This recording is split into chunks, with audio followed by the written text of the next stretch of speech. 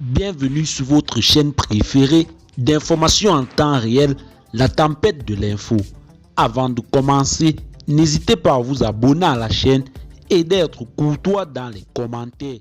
On commence. 15 civils tués dans des attaques simultanées au Burkina Faso.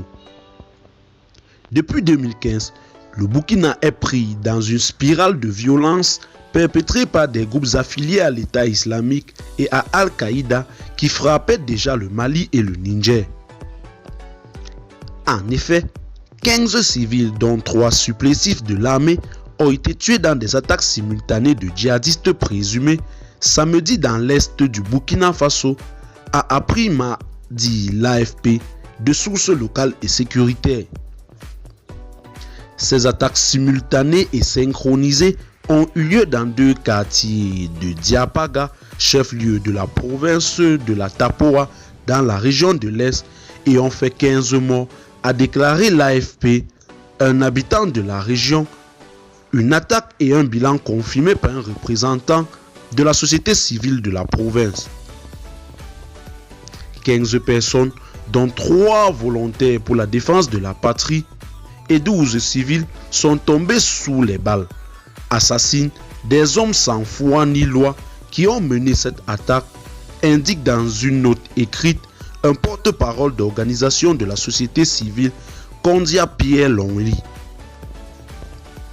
La population, dans le désarroi total, les a conduits à leur dernière demeure le dimanche 19 novembre au cimetière municipal de Diapaga, a-t-il précisé.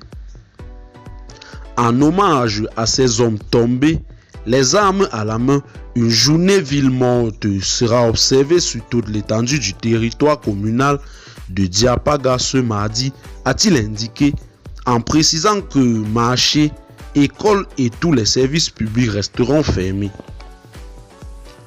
Confirmant l'attaque, une source sécuritaire a indiqué que la riposte des forces de défense a permis de repousser les assaillants et d'en neutraliser plusieurs dizaines. Une opération aéroterrestre est en cours dans la région de l'Est et a déjà permis de neutraliser plus d'une cinquantaine de terroristes et de démanteler plusieurs de leurs bases, a-t-elle affirmé. Depuis 2015, le Burkina est pris dans une spirale de violence perpétrée par des groupes djihadistes affiliés à l'État islamique et à Al-Qaïda qui frappaient déjà le Mali et le Niger voisin.